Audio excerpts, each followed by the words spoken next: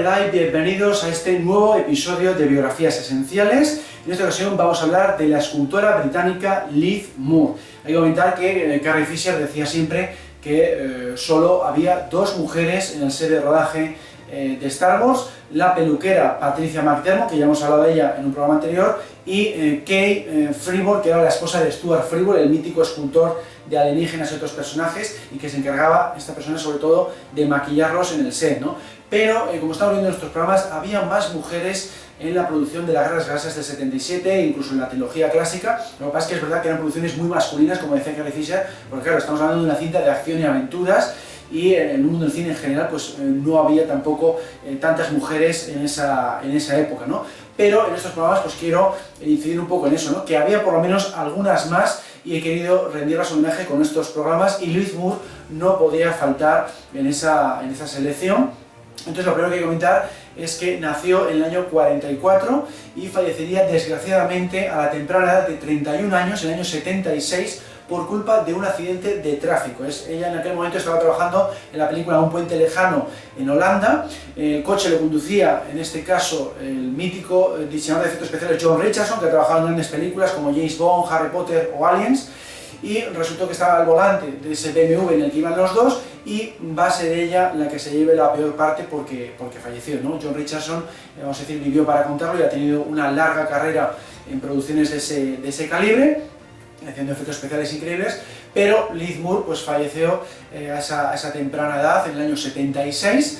y eso lo quitó para que tuviera una carrera bastante notable para el poco tiempo que trabajó en la industria cinematográfica, ¿no? Lo primero que voy a comentar es que ya con 16 años ya se matricula en una escuela de arte de Londres, y ya con 21 años destaca porque hace unos increíbles bustos de los Beatles, que era su grupo de música favorito, y de hecho les va a dedicar varias de sus esculturas a lo largo del tiempo, sobre todo a Paul McCartney, que era su Beatle favorito, y decía la gente de ella que allá donde iba pues llevaba siempre esculturas de los Beatles, ¿no? Porque montó alguna que otra exposición.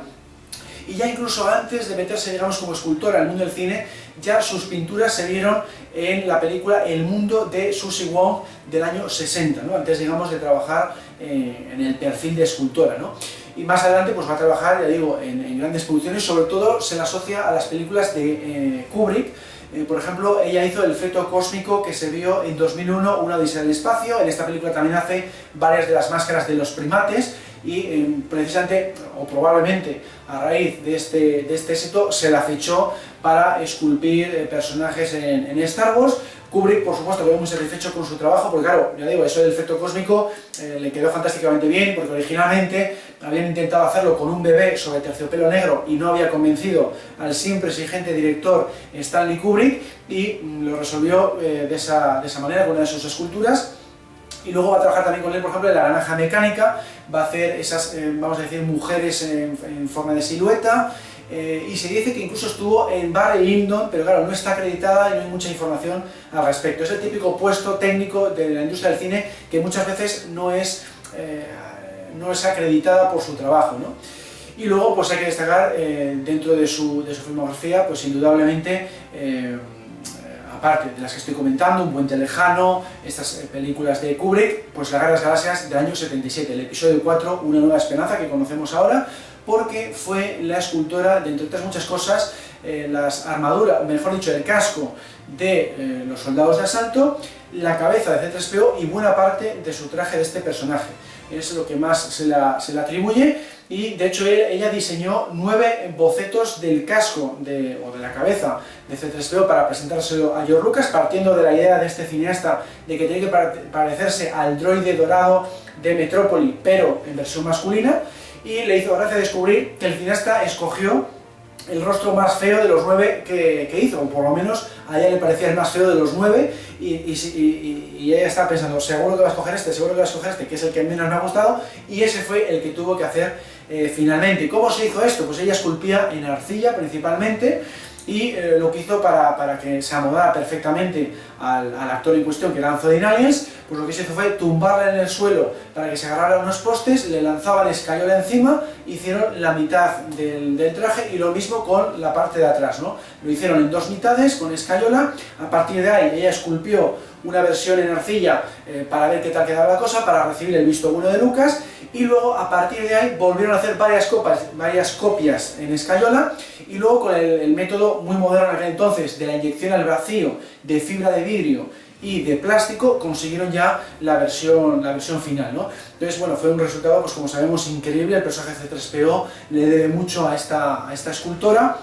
porque ya el primer día de rodaje en Túnez decía Anthony Daniels que todo el mundo se le quedó mirando, y eso es muy buena señal y es algo que le encantó, ¿no? Y luego va a ocurrir lo mismo, sobre todo con la audiencia infantil de la época, pero en general pues todos los espectadores, ¿no? Nos quedamos alucinados de lo bien hecho que estaba ese droide, que casi parecía de verdad. Y de hecho Lucasfilm dejó de lado a Anthony Daniels en las entrevistas para fomentar como que era un robot real creado por el Departamento de Efectos Especiales, aunque no era así, ¿no? Esto le dio mucha rabia a Anthony Daniels porque estaban quitando su nombre de los periódicos y de todo tipo de reportajes, siempre ponían C3PO en vez de Anthony Daniels y entre paréntesis C3PO, que es lo que se hizo ya a partir del Imperio Contraataca. No le invitaron ni siquiera a la premiere de la película, le dio mucha rabia. Ya le invitaron en las siguientes, incluso su nombre aparecía en el cartel porque era uno de los protagonistas,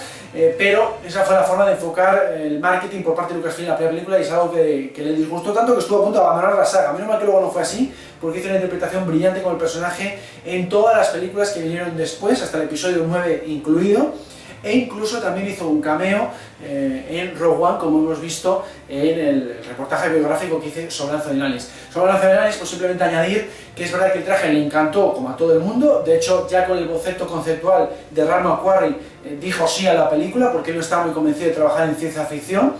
pero en cuanto vio ese diseño se volcó ya con el personaje. Y luego, pues a pesar de lo mal que lo pasó en el rodaje, sobre todo en Túnez,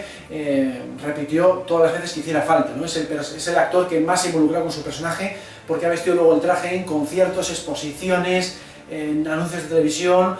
también la ha interpretado con su voz en series televisivas, en videojuegos, en las adaptaciones radiofónicas de las películas. Ha sido realmente increíble la labor de Anthony Daniels, a pesar de que el traje le hizo muchísimo daño en el rodaje, sobre todo en Túnez, porque pasó muchísimo calor, no funcionó bien el sistema de refrigeración que le habían creado. Luego no podía quitarse la máscara porque tardaba 20 minutos en quitársela y era demasiado tiempo de pérdida de rodaje, entonces tenía que beber con una pajita y ya. Tenía que esperar luego a que acabara un poquitín la jornada o llegar a la hora del almuerzo para poder quitárselo, pero entre toma y toma pasó un calor terrible, sobre todo evidentemente en el rodaje tunecino. Las piezas le pellizcaban por todas partes, le hicieron todo tipo de heridas. Pidió a su compañero Mark Hamill que le dejara la bañera a su habitación, porque su habitación no tenía bañera, para meterse un poco a remojo y paliar un poco los dolores que le hacían todos esos rasguños y esas heridas. No podía agarrar cosas con las manos, tenía que ponerse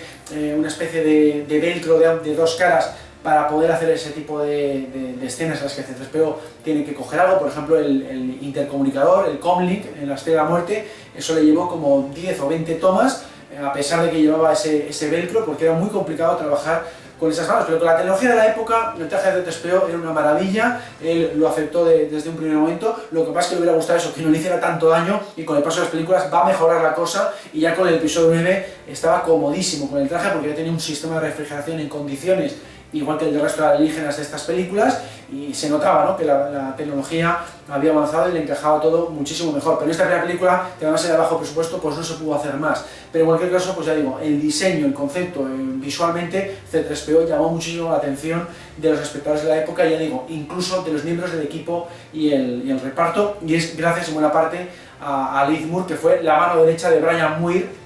el escultor principal, el escultor, por ejemplo, del casco de Darth Vader, del Arca de la Alianza en busca de la Arca Perdida, etcétera, etcétera. Entonces Leith Moore hizo, ya digo, una labor increíble, y por eso pues había que mencionarla o hacer un reportaje de estos de biografías esenciales para rendirle